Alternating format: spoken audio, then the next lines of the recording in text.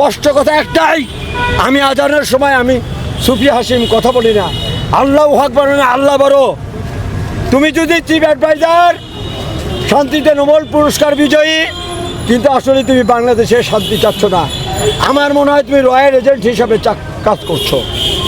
আমার রাইট? আপনারা কথা বলেন না কেন? আমি তোমাকে বলতে চাচ্ছি না, আমি মিডিয়াতে সাথে স্টপ টকিং। তুমি চুপ করে থাকো, তুমি পারলে আমার বাল ফলাও। আমি তোমার সাথে এখন কথা বলতেছি না তো বাল।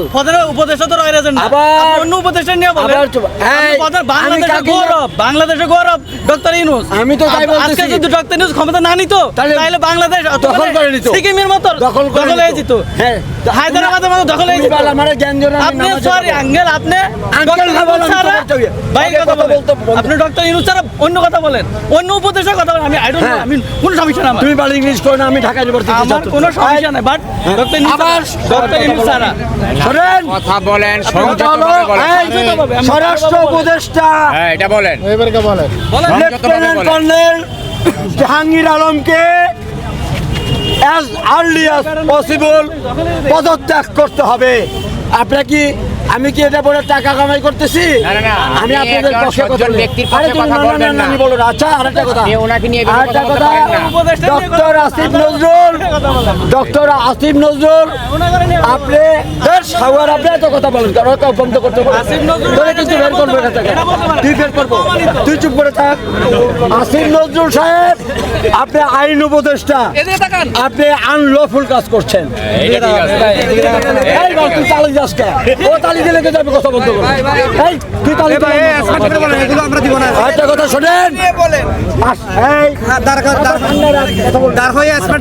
বাবা একটা কথা,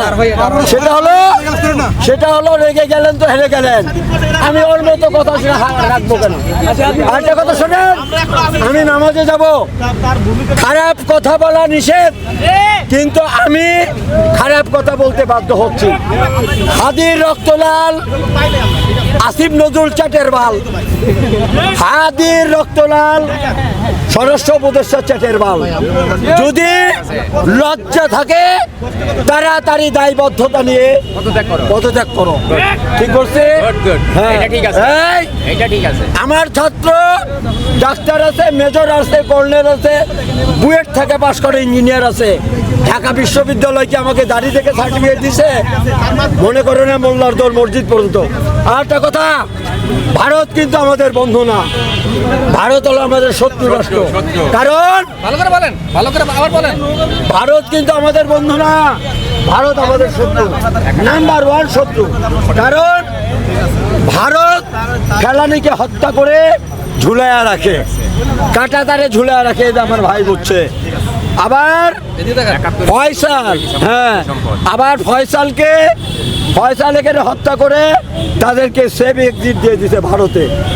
আবার শোনেন, আমি এভরিডে 6টা পেপার আমার থাকে, ইংলিশ 3টা, বাংলা 3টা। ভারতের একটা পররাষ্ট্র বিশ্লেষক বলছে, নিরাপত্তা বিশ্লেষক বলেছে যে আরে বাংলাদেশিরা এত সহজেই অস্থির হয়েছে কেন? কেবল তো একটা লাশ পড়ছে, এরপরে হাসনাত আবদুল্লাহ মরবে, ঘালে গুলি করতে হবে। তাই কেউ হাসনাত আবদুল্লাহকে মারা হবে, সার্জিস আলমকে মারা হবে, ধরে ধরে এক একটিকে ধরে ধরে জবাই করা হবে, ফায়ারিং স্কোয়াডে নিয়ে যাবে।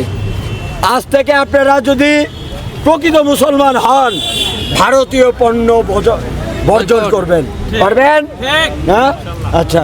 আমি কি এখানে এমপি হওয়ার জন্য, টাকা ইনকামের জন্য আসছি? না, প্রতিবাদের জন্য আসছি। আমি এখানে হাদির রক্তের বদলা দিতে আসছি। আর একটা কথা শোনেন,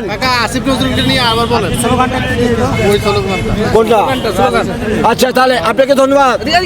নট অনলি আসিফ নজরুল, শোনেন, আমি মুসলিম, আমি মন্দ কথা পছন্দ করি না, তারপরে আপনারা আমাকে বাধ্য করলেন। সেটা হলো হাদির রক্তলাল ডক্টর আসিফ নজরুল চাটের বাল, হাদির রক্তলাল স্বরাষ্ট্র উপদেষ্টা চাটের বাল। হ্যাঁ, তোমরা, আমার নাম কিন্তু মোহাম্মদ সুফি হাসিম। আমি আল্লাহ ছাড়া কারোর কাছে মাথা নত করি না। আমি মস্কোর কথা মাথা নত করি না, আমি বেয়াদব গুজরাটের কসাই নরেন্দ্র মোদীর কাছে মাথা নত করি না, আমি আমেরিকার কাছে মাথা নত করি না। যে প্রকৃত মুসলমান সে I bow down my head only to almighty Allah. আর আমি একটা আয়াত বলে মসজিদে যাব, আমার নামটা স্মরণ করে সবগুলো মিডিয়াতে দিয়ে দিবেন, আপনারা সব পাবেন। একটা আয়াত বলে আমি শেষ করতে চাচ্ছি, আউযু বিল্লাহি মিনাশ শাইতানির রাজিম, বিসমিল্লাহির রহমানির রহিম, ইন্নাল্লাহা আলা কুল্লি শাইইন কদির, নিশ্চয় আল্লাহ পাক সকল বিষয়ে ক্ষমতাশীল। দুইটা ভাষায় বললাম, এবার ইংলিশ বলবো। Allah is almighty, Allah is all powerful. Already আপনাদের একটা সুসংবাদ দিতে চাচ্ছি, আল জাজিরা, CNN, বিবিসিতে আমার ইংলিশে বক্তব্য চলে গেছে। আমি দোয়া চাই